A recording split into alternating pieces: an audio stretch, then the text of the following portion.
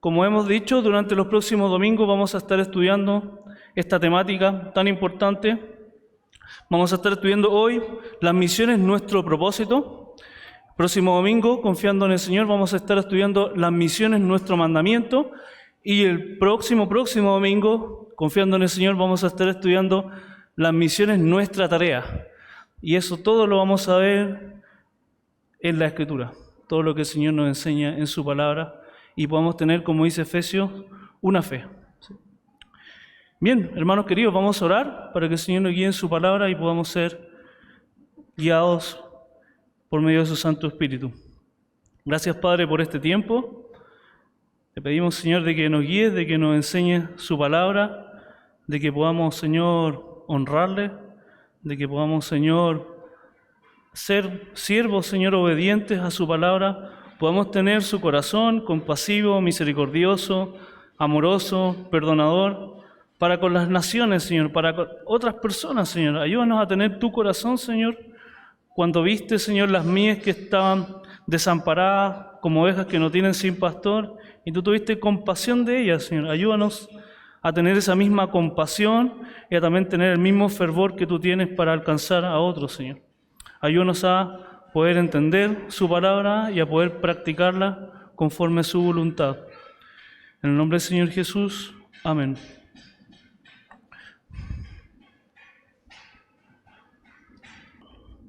Bien, hermanos queridos, entonces hoy vamos a estar hablando de las misiones, nuestro propósito. Es nuestro propósito, las misiones. Y es necesario que establezcamos el norte del servicio a nuestro Señor y las personas. ¿Qué es lo que el Señor espera en dirección hacia el cielo y en dirección hacia la tierra? ¿Qué es lo que espera el Señor de nosotros? Y eso lo vamos a ver en la Escritura. Se ha dicho también, queridos hermanos, que los grandes pilares de la iglesia, del grupo de personas que el Señor salvó, son tres. En primer lugar, nos reunimos para la adoración colectiva. Debe haber en la iglesia adoración colectiva. Nos reunimos para eso, para alabar a Dios. Luego, el otro pilar fundamental se ha dicho que es la edificación de los santos. Debemos como iglesia crecer en la gracia y en el conocimiento, son mandatos, sabemos. Debemos avanzar en la Escritura, ser más como la imagen de Jesucristo, ir dejando el pecado, ir haciendo las cosas que el Señor demanda de nosotros, gozándonos en sus promesas, etcétera, etcétera, todo lo que demanda la edificación del cuerpo de Cristo. Pero también el otro pilar fundamental de la iglesia es la evangelización. Es un pilar fundamental de la iglesia, es algo que no podemos evadir. Es algo que es parte de nuestra naturaleza como iglesia. No podemos escapar de esto. Por lo tanto, una iglesia bíblica lleva a cabo estos tres pilares: la adoración, la edificación y la evangelización. Esos tres pilares grandes se pueden encontrar a lo largo de toda la Escritura, enfocados en la iglesia.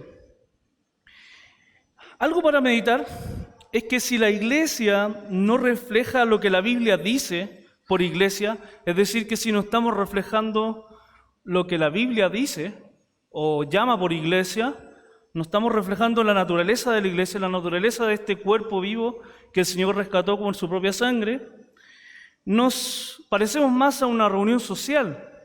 Nos llegamos también a parecer como una junta de vecinos, aunque pueda parecer simpático quizás, pero si no estamos reflejando lo que la Escritura dice como iglesia en estos tres pilares, nos parecemos a cualquier otro tipo de reunión social y no una iglesia. Por lo tanto, es fundamental que estos tres pilares grandes estén en la iglesia, ¿sí? Para que obviamente seamos una iglesia bíblica y reflejemos lo que el Señor espera de nosotros.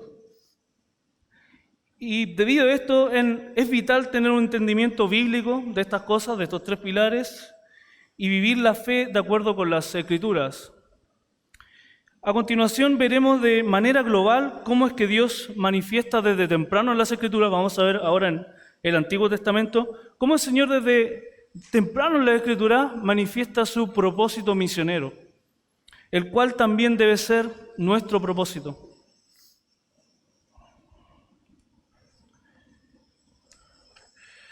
Hoy vamos a ver un salmo que nos muestra la realidad misionera a través de los tiempos, muy interesante, en especial con Israel, ¿sí? El objetivo principal es Israel, pero este salmo va más allá de Israel en el plan del Señor. Vamos al Salmo 67, por favor. Vamos a estar leyendo el Salmo 67. Ese va a ser nuestro salmo.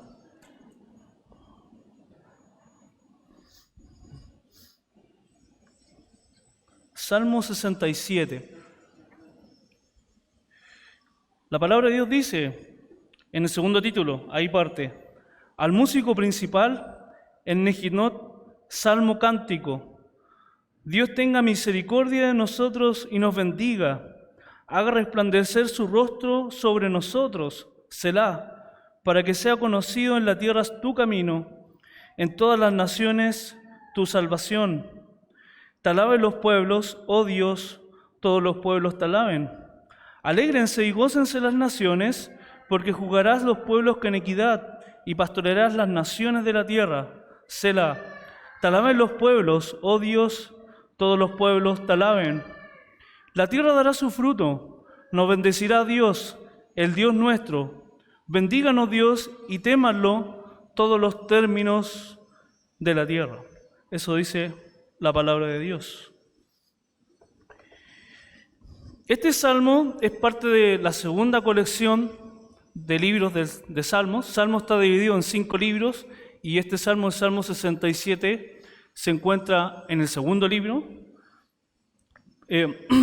También tiene un encabezado, lo leímos al principio, dice, al músico principal en Nejinot, salmo cántico. Ese sería el encabezado, pero es un encabezado que lamentablemente no nos ayuda mucho en cuanto a saber en qué tiempo fue escrito, ni bajo en qué circunstancias, ni tampoco nos dice quién lo escribió.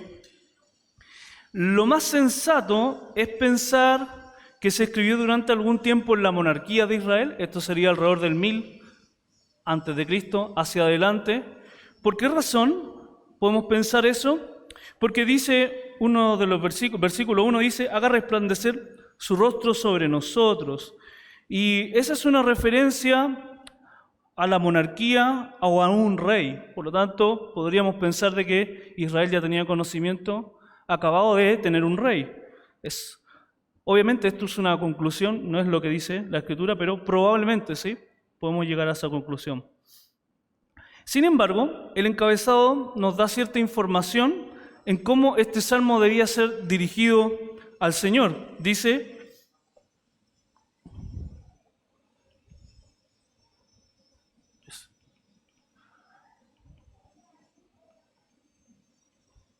ahí está, perfecto. Dice, al músico principal en Nejinot, salmo cántico. Esta frase indica que el salmo debía ser dirigido por el director y debía ser tocado en Nejinot. ¿Pero qué es Nejinot? Nejinot significa que este salmo debía ser entonado con instrumentos de cuerda. Eso significa Nejinot. Es de las pocas palabras de este tipo que sabemos, porque como pudieron notar, Selah está ahí 2 veces, pero no se sabe hasta el día de hoy cuál es su significado específico. Algunos dicen que puede ser una pausa, pero no está muy claro. Pero Nejinot, gracias a Dios, podemos saber qué significa, y es que se toca con instrumentos de cuerda. Así debía ser entonado a Dios este salmo. Nos dice que es un salmo en alabanza a Dios y utilizando este tipo de instrumento, salmo cántico, dice. Nuestro salmo comienza así, en la primera parte.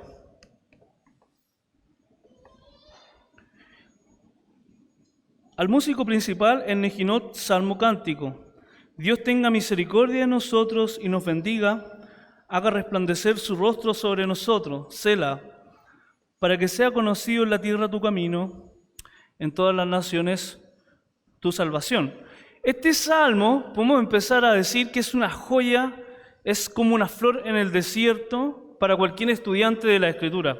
Para cualquier persona que está pasando por los salmos, es como una flor ahí que está brillando y muy fuerte, la verdad. Muchas veces cuando pensamos en Israel, se nos viene a la mente ese Israel guerrero, combatiente, que lucha para llegar a la tierra prometida, que se encuentra con enemigos y que Dios permite que venzan o sean vencidos, dependiendo del tiempo. Entonces, cuando pensamos en Israel, quizás muchas veces se nos viene esa imagen de Israel, un Israel que combate con los enemigos de Dios, con los pueblos paganos para llegar a la tierra prometida. De hecho, recordamos cuando Moisés dijo, Jehová peleará por vosotros y vosotros estaréis tranquilos. Dice Éxodo 14:14. Es un versículo emblema de esto. Jehová peleará por vosotros y vosotros estaréis tranquilos. Y es verdad, la Biblia lo menciona. Israel tuvo lugar en muchas batallas, muchas de ellas ganadas, otras perdidas, sabemos por la historia. Pero el establecimiento de Israel en la tierra prometida no solamente era por el hecho de que debía ser un pueblo guerrero y vencer a estas naciones, sino que debía ser instrumento para el Señor y que por medio de ellos llegase el conocimiento de Dios a estas naciones paganas y incluso más allá, a todos los rincones de la tierra. Israel fue instrumento de Dios para poder alcanzar todas las naciones de la tierra. De hecho, ese fue su establecimiento. Y debía hablarle a las personas, dar a conocer, dar testimonio de Jehová, que es el único Dios verdadero. Nuestro salmo comienza con una oración colectiva al Creador del universo, es la palabra Elohim, que es el que se ocupa en Génesis 1:1. En el principio creó Dios los cielos y la tierra. El dueño de todo, al gran Dios Jehová, se le ruega, se le pide que tenga misericordia. Israel pide que la misericordia de Dios esté sobre ellos. Esta palabrita es muy interesante porque hay varias palabras que hablan de misericordia. Por un lado vemos una palabra que indica que la misericordia de Dios está firmada en los pactos. Es la que la mayoría de las veces podemos encontrar en el Antiguo Testamento. ¿Sí? Dios tenga misericordia, muchas veces indica Dios cumple lo que has prometido, a pesar de nuestro pecado, a pesar de nuestra maldad. Ese es un término para misericordia que aparece muchas veces. Pero la misericordia que menciona acá no tiene que ver con que se le está pidiendo a Dios que cumpla algún pacto, alguna promesa, sino que se le está pidiendo a Dios que tenga el favor sobre Israel. Señor, ten favor sobre nosotros. Cumple lo que te estamos pidiendo. Es pedir favor, es pedir la voluntad de Dios para Israel. Como cuando un rey muestra el favor de un súbdito. ¿Sí? Cuando alguien se acercaba a un rey y le pedía un favor al rey, el rey podía denegar o aprobar la petición. En este caso se le está pidiendo como un rey que apruebe y tenga el favor sobre su pueblo. Y no solamente Israel ruega por el favor de Dios, sino que también ruega por la bendición de Dios. Dice el versículo, y nos bendiga, también dice. O sea, es una petición aquí con dos cosas. Tenga misericordia de nosotros y también nos bendiga. Se le está pidiendo al Señor, se le está rogando al Señor. Entonces, vemos estas dos cosas juntas ahí. Y la bendición tiene que ver aquí con la prosperidad que viene de Dios. La prosperidad que viene de Dios. Esa es la idea de bendición acá. Ambas cosas, la misericordia de Dios y la bendición, están escritas de manera que Dios actúe continuamente en favor de Israel. Señor, bendícenos continuamente. Señor, ten misericordia de nosotros cada día, todos los días. Esa es la forma en que está escrito en este salmo. Por lo tanto, se anima también a Israel a que esta oración no solamente se haga un día, sino que esté siempre rogando por lo que vamos a ver a continuación. Finalmente, también en el versículo 1, se le ruega al Señor que haga resplandecer su rostro sobre ellos. Esto es muy parecido a algo que aparece un poquito más atrás en el Antiguo Testamento, en donde Dios instituyó a los sacerdotes para que bendijesen al pueblo. ¿Sí? Había una forma en que Dios instituyó, en que debían seguir una fórmula en donde ellos podían bendecir al pueblo. Eso está en Números, capítulo 6, lo tengo acá. Versículos 23 al 27, es casi lo mismo. Dice, Jehová habló a Moisés diciendo, habla a Aarón y a sus hijos y diles, así bendeciréis a los hijos de Israel, diciéndoles, Jehová te bendiga y te guarde, Jehová haga resplandecer su rostro sobre ti y tenga de ti misericordia. Jehová alce sobre ti su rostro y ponga en ti paz, y pondrán mi nombre sobre los hijos de Israel y yo los bendeciré. Muy, muy parecido. O sea, se nota que Dios está recordando también esto. Se nota que el salmista también conocía esta parte de la Escritura. El favor, el consuelo, la bendición son cosas que Israel puede disfrutar, evidentemente si tenían una relación íntima con el Creador. Hasta ahí vemos que la bendición que está pidiendo Israel llega solo hasta Israel, si leemos hasta ahí en el pasaje. Pero ¿será el fin último que la bendición solamente llegue hasta Israel solamente? ¿Hasta ellos? ¿Dios quería solamente bendecirlos a ellos? Y evidentemente no. Dios quiere que la misericordia también llegue a otras personas. Dios no dice esto en el versículo 2. Dice, para que sea conocido en la tierra tu camino, en todas las naciones tu salvación, dice la palabra de Dios. Aquí ya nos muestra el propósito de esta petición, de esta rogativa al Señor. Y el propósito final de la bendición para Israel no era Israel. Si bien es cierto, podemos decir que la bendición en primer lugar iba a llegar a Israel, pero el fin último de la bendición de Dios no era Israel, sino que Dios tenía en mente también las otras naciones de la tierra al pedir esto. Dentro del plan eterno de Dios, la contemplación de Israel como receptor de las bendiciones era que pudiesen ser de bendición también a los otros pueblos de la tierra. Ese era el plan de Dios, que ellos pudiesen ser bendecidos por Dios para que puedan bendecir a las naciones de la tierra, los pueblos de la tierra. La razón de ser bendecidos es que podamos dar a conocer en la tierra el camino, menciona ahí. Note que dice tu camino, no dice mi camino, dice tu camino. Es interesante pensar que Dios tiene un objetivo global de salvación, ya que también dice, ya en todas las naciones tu salvación. O sea, podemos ver desde este punto que Dios ya está pensando más allá de Israel, evidentemente. Está pensando en todas las naciones de la tierra. La palabra salvación vendría siendo un paralelo a la palabra camino en este versículo. Esto ya lo había dicho el Señor tiempo antes al establecer a Israel. Podemos verlo, por ejemplo, cuando el Señor se lo dijo a Abraham. En Génesis 12:3, parte del pacto que Dios había hecho con Abraham era esta es la última parte del pacto. Dice, bendeciré a los que te bendijeren y a los que te maldijeren maldeciré, y serán benditas en ti todas las familias de la tierra.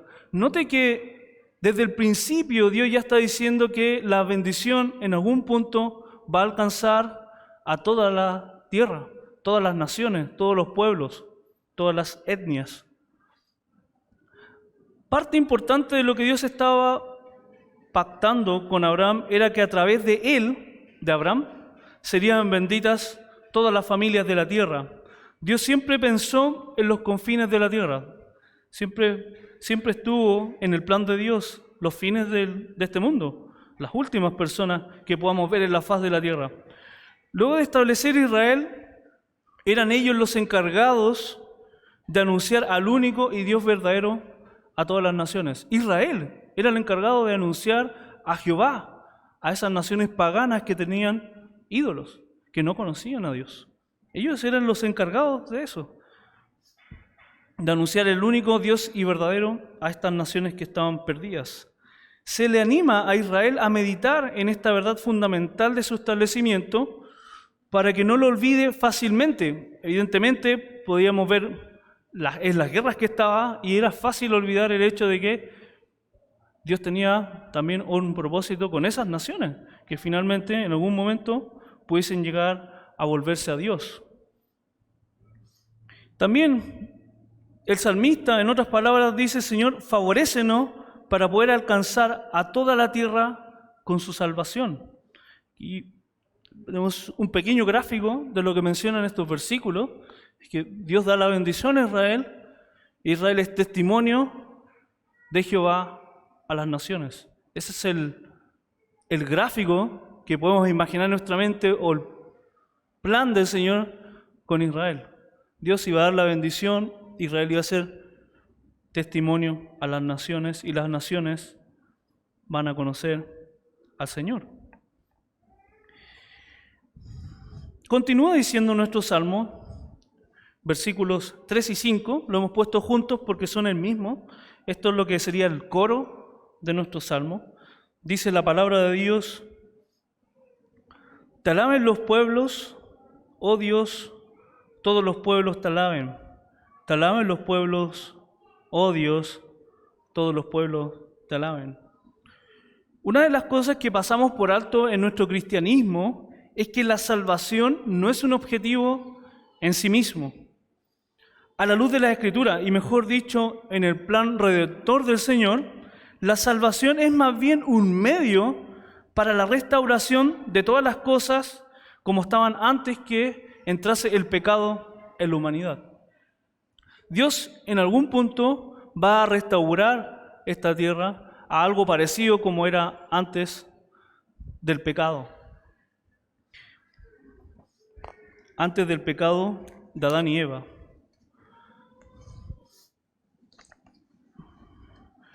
Dios creó al ser humano y todo lo que existe para que le dé gloria. Ese es el punto final de la salvación. Tal como dice la palabra de Dios. Avanzamos aquí al Nuevo Testamento, en Apocalipsis, dice: Señor, digno eres de recibir la gloria y la honra y el poder, porque tú creaste todas las cosas y por tu voluntad existen y fueron creadas. Dice Apocalipsis 4:11. Todo lo que Dios ha hecho es para Él, para su gloria, para su honra. Ese es el punto final de todo, que las personas de la tierra puedan adorar a Dios.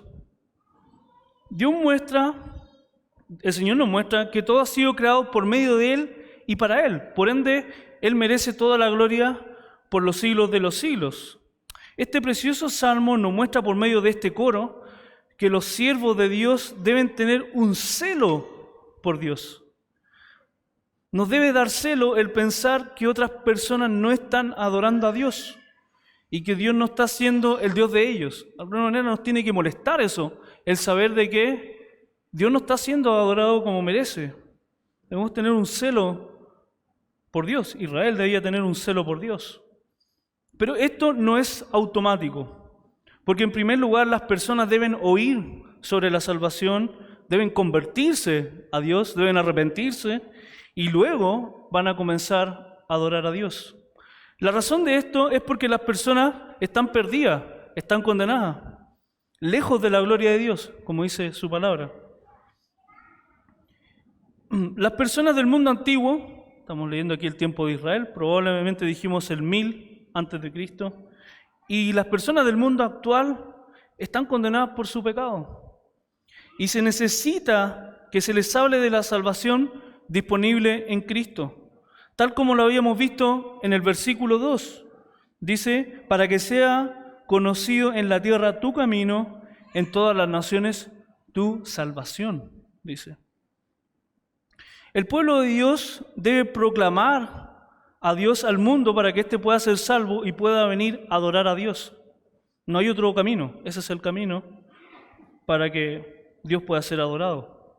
El pueblo de Israel debía anhelar que otros pudieran confesar al Dios verdadero, debía ser su anhelo.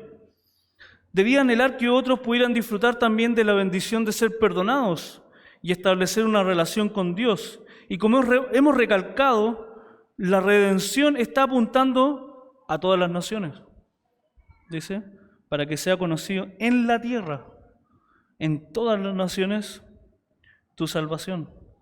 Hasta aquí se entiende que la salvación de Dios no es finalmente antropocéntrica, ¿sí? No está enfocado en el hombre finalmente. Es decir, que la salvación del hombre no es el punto central del plan de Dios, sino su glorificación. Ese es el punto último de la salvación, que Dios sea exaltado por lo que Él es, por lo que ha hecho. Dios salva a las personas para que Él sea exaltado, para que Él sea glorificado, para que Él sea honrado, para que Él sea el primero. En un principio podemos ver que esto apunta al hombre, porque Dios vino a salvar al hombre, eso es verdad, eso es lo que nos dice la Escritura, pero el hombre no es el objetivo final, sino la gloria de Dios. Un punto importante en la historia de Israel que adorna esta verdad es que el templo construido por Salomón, también estamos hablando ahí cerca del tiempo de la monarquía de Israel, también año 1000 en adelante, o hacia atrás, mejor dicho, en la historia. Como objetivo tenía el templo de Salomón recibir a los extranjeros que viniesen a adorar a Jehová. Eso es lo que dice la Escritura. Cuando se dedicó el templo estaba, por supuesto, para que los israelitas fuesen a adorar a Dios al templo, pero también había sido destinado para que los extranjeros viniesen a adorar a Dios. Nuestro salmo va avanzando paulatinamente hasta llegar al centro de este salmo, el cual es el versículo 4. Ese es el centro de nuestro salmo. Dice el pueblo de Israel: alégrense y gócense las naciones, porque juzgarás los pueblos con equidad y pastorearás las naciones de la tierra. Selah. Una vez que Dios le ha dado el favor a su pueblo, éste anuncia a Dios a las naciones se arrepienten, alaban a Dios y pueden disfrutar y gritar de alegría por lo que Dios ha hecho en sus vidas. Por supuesto que la alabanza mundial es el deseo de Dios. Este es el deseo de Dios, que toda la tierra la adore. Allá va a llevar Dios todas las cosas. El pueblo dice que las naciones se alegren, que se regocijen, que se llenen de gozo. La palabra gócense es bien intensa en este salmo y nos muestra la acción de gritar con alegría. Es un gozo inexplicable por lo que Dios ha hecho. Un gozo eterno por lo que Dios ha hecho. Yo me imaginaba o nos podemos imaginar, quizá una persona gritando en el bingo, cuando gana el bingo, puede ser algo así.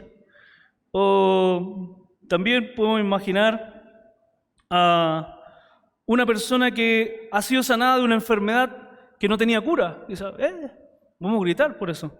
Pero aún así, ese gozo, esas razones son temporales. El gozo que está mostrando acá, que van a experimentar las naciones, es eterno, es un gozo eterno. De hecho, podemos traducirlo de una manera parafraseada y diría así: estén regocijándose y gozándose siempre, continuamente. Eso es lo que el salmista está anhelando para las naciones. Queremos que el mundo goce del reino de Dios. Estos versículos nos muestran dos razones que apuntan al reino de Dios en la tierra. Las naciones salvadas pueden gozar eternamente del reinado justo del Mesías. La palabra justo aquí quiere decir gobierno del Mesías, ¿sí? Gobierno del Mesías desde su entronación, cuando venga por segunda vez el Mesías, hasta la eternidad. El trono, el reinado del Mesías va a ser un gobierno totalmente justo, totalmente recto. Tampoco habrá corrupción, porque Dios no es corrupto, sino al contrario, Dios es santo, santo, santo. Entonces va a haber gozo el saber de que el que está gobernando es Dios. Es todo justo, todo perfecto, no hay pecado, no hay maldad en él, ni una pizca de maldad en ese rey que va a reinar. Las personas podrán disfrutar de un gobierno perfecto porque el que gobierna es perfecto. Sin duda que aflige pensar hoy en día en todas las calamidades de este tiempo que ocurren, en las naciones, en el mundo, y una razón o una gran razón de por qué hay sufrimiento es porque las autoridades no están regidas por Dios. Es una gran razón de por qué hay sufrimiento, hay decepción de los gobiernos humanos. Sin duda que el gozo viene por la bendición de Dios de manera global. También el pueblo quiere que las personas griten de alegría porque Dios es un Dios compasivo, bondadoso, tierno con los que le tierno que le deben honrar. Dios va a pastorear las naciones de la tierra. Esto quiere decir que Dios no va a ser un tirano o un déspota, sino un pastor. Muy interesante pensar en eso, cómo Dios va a cuidar de las personas en el reino. Va a preocuparse de ellas, va a sanar sus heridas, va a alimentarlas, las va a guiar al pasto, los mejores pastos. Así va a ser el gobierno de nuestro Dios. Totalmente contrario a lo que podemos quizás pensar hoy en día en un gobierno humano. No existe algo como eso. Dios va a ser totalmente bondadoso y tierno con la tierra. Él va a cuidar de las personas con ternura, va a curar sus heridas y va a protegerles. Y es lo que hace, por supuesto, un pastor. Eso es lo que hace un pastor. Esta es una verdad que aparece claramente también en otros salmos. Acompáñenme, por favor, al Salmo 96. Vamos a ir con la Biblia, por favor. Poquito más adelante. Salmo 96.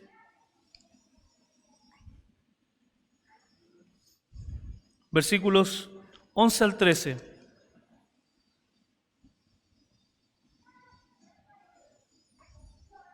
Dice la palabra de Dios: alégrense los cielos y gócese la tierra, brame el mar y su plenitud, regocíjese el campo y todo lo que en él está.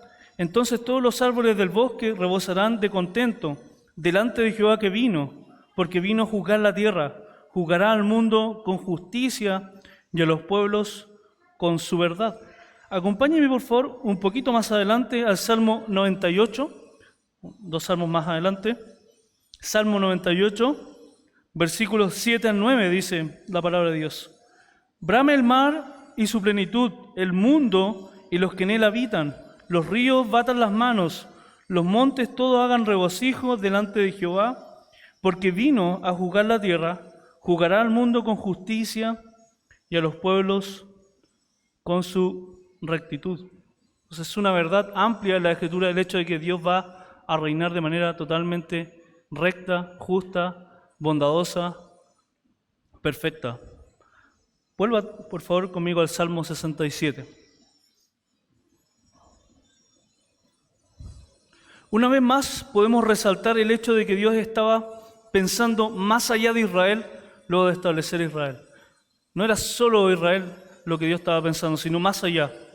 La iglesia es un testigo vivo de esta realidad, de cómo Dios ha alcanzado a otras personas aparte de Israel en su tiempo.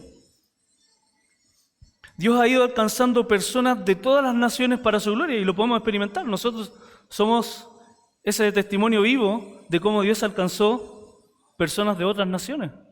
Nosotros no somos judíos, pero Dios nos alcanzó. Dios estaba pensando en otras naciones también.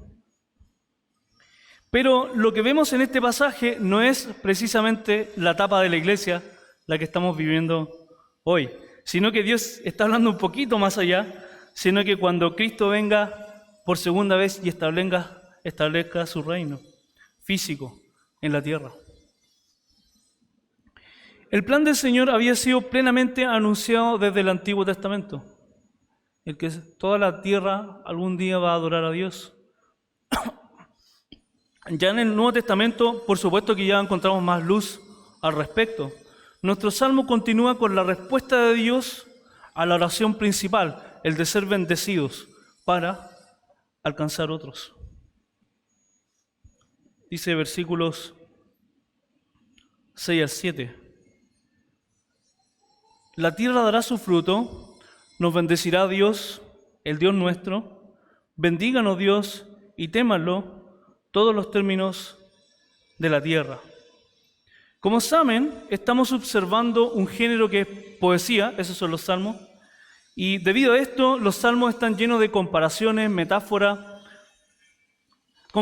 hipérboles, etc. Estas herramientas del lenguaje se llaman figuras literarias y se usan, entre otras razones, para adornar un texto. Es por eso que en los salmos te van a encontrar muchas figuras, que son formas bonitas, preciosas de decir algo, una verdad. La frase "la tierra dará su fruto" es una forma preciosa de decir que los campos del Señor han sido cegados para Él, que la gran cosecha ha llegado. Esto quiere decir que Dios va a cumplir su propósito en todas las naciones y todas las naciones van a adorarle, finalmente. Dios va a cumplir eso. Dios va a hacer eso. Esto está escrito de manera que Dios lo va a cumplir y la meta está lograda y finalmente todas las naciones alabarán y se gozarán en su reino establecido en la tierra. Dios va a lograr eso. La tierra dará su fruto. Dios va a cumplir. Las Escrituras muestran esto en Apocalipsis también, en el futuro. Podemos verlo.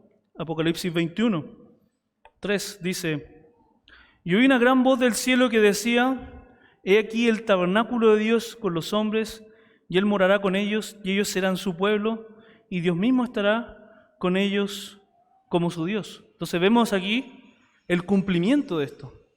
Dios ha establecido su reino, su morada con las personas en la tierra. Dios va a hacer de esta tierra un lugar de adoradores. Eso es lo que va a hacer Dios al final. Y esto el Señor lo va a lograr por medio de sus siervos que anuncian la salvación. El pueblo dice que Dios les va a bendecir. Eso dice: "Bendíganos Dios, nos bendecirá al Dios nuestro", como una afirmación. Es una afirmación. Es decir, que Dios les estará respondiendo favorablemente lo que están pidiendo al principio.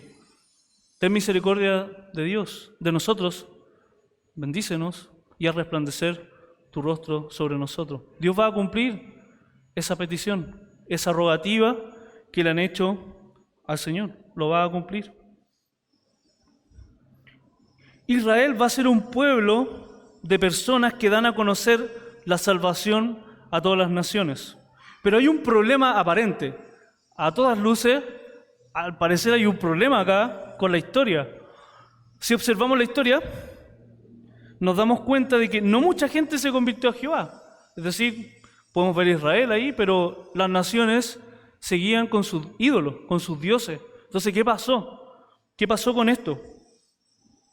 Bien, hay dos cosas que van en esta línea para poder responder esta pregunta. En primer lugar, Israel tenía la responsabilidad de anunciar a Jehová. Esa era su responsabilidad. Ellos debían dar a conocer al Dios único y verdadero a las naciones, por medio de su testimonio, por medio de su vida entregada a Dios, por medio de guardar la ley, por medio de no convertirse a los ídolos.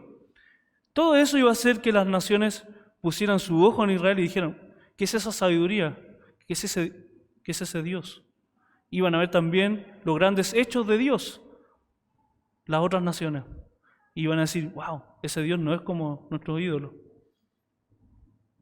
Israel tenía esa responsabilidad, pero por otro lado, por el otro carril, por la otra pista, vemos que está el plan eterno de Dios inquebrantable. Entonces vemos esas dos cosas corriendo por la historia al mismo tiempo. Entonces, lo que vemos, evidentemente, es que Israel no cumplió debido a que no honró a Dios en medio de las naciones. Así dice Ezequiel esto.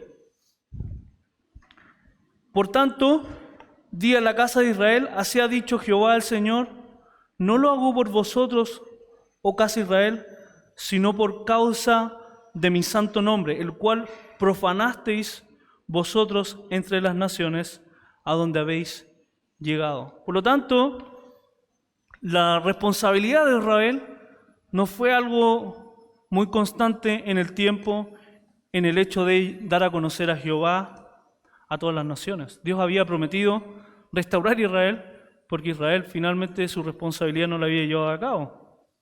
Dios, en su plan maravilloso, ha prometido en el futuro restaurar Israel a causa de su santo nombre. Y los israelitas en el futuro van a ser portavoz de la palabra. Esto nos dice la palabra de Dios, referente... Ahí está. Ah, lo leo yo, perdón, lo leo yo. Dice, así ha dicho Jehová de los ejércitos, Zacarías 8:23, por si quiere anotarlo. Zacarías 8:23. O por si quiere verlo conmigo también. Zacarías 8:23. Dice, así ha dicho Jehová de los ejércitos, en aquellos días acontecerá que 10 hombres de las naciones de toda lengua tomarán del manto a un judío diciendo, iremos con vosotros, porque hemos oído que Dios está con vosotros. Dice también Romanos 11:26 en el Nuevo Testamento, por si quiere anotarlo también. Dice el apóstol Pablo, y luego todo Israel será salvo, como está escrito, vendrá de Sión el libertador, que apartará de Jacob la impiedad. Entonces, en algún punto del futuro, Dios va a restaurar a Israel y va a hacer que finalmente ellos puedan dar a conocer a Cristo en el futuro, ¿sí? Al Señor. Finalmente, nuestro salmo termina así. Bendíganos Dios y témalo todos los términos de la tierra. Israel en nuestro salmo termina pidiendo nuevamente por la bendición de ser luz a las naciones, de poder dar a conocer en todas las naciones el camino de Dios y la salvación de Dios. Y añade una exhortación a las naciones para que teman a Dios. Aquí la palabra temor se usa en un sentido de reverencia, asombro, respeto y sumisión. Es también un gran elemento de la salvación en general. Es decir, las personas que son salvadas por Dios van a honrar a Dios, van a obedecer a Dios, van a querer glorificar a Dios con sus vidas, van a querer temer a Dios y no querer fallar a Dios, van a respetar a Dios. Es parte de la salvación. Las personas que son salvadas por Dios llevan una vida entregada a Dios. No existe la salvación que no resulte en salvación y en sujeción a Dios. No existe eso. Siempre va a dar lugar a santificación y a temer a Dios. Bien, entonces hemos completado nuestro salmo, pero vamos a ver qué conclusiones misioneras y para nuestra vida podemos extraer de este salmo, porque hemos visto la explicación de Israel en este salmo, que era por supuesto el primer receptor del salmo, pero ¿qué nos quiere enseñar a Dios a nosotros? Es una buena pregunta y vamos a responder acá. Este salmo nos recuerda verdades fundamentales del propósito misionero de Dios. Dios siempre ha tenido en mente todas las naciones, no solamente Israel, y está apuntando a que todas las naciones algún día puedan adorarle. El punto es que Dios siempre ha utilizado a sus siervos para que lleven a cabo la exposición del mensaje de salvación. Como creyentes debemos cambiar nuestro corazón y empezar a apuntar a la salvación de otras personas, queridos hermanos. La bendición de la salvación no es solo para nosotros, es también para otros. Y eso debe cambiar en nuestro corazón. También extraemos de este salmo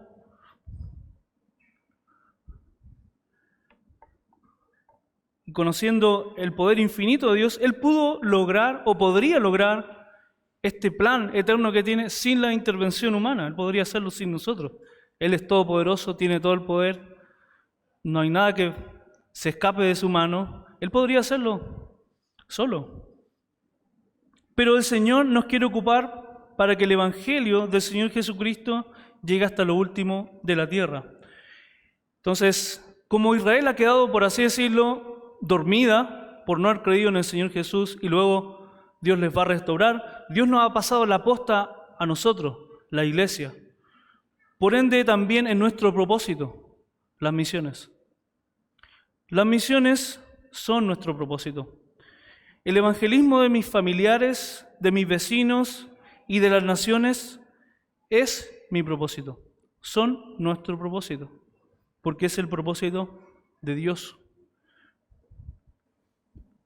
También podemos concluir que nos enseña la palabra de Dios que es una bendición proclamar el Evangelio.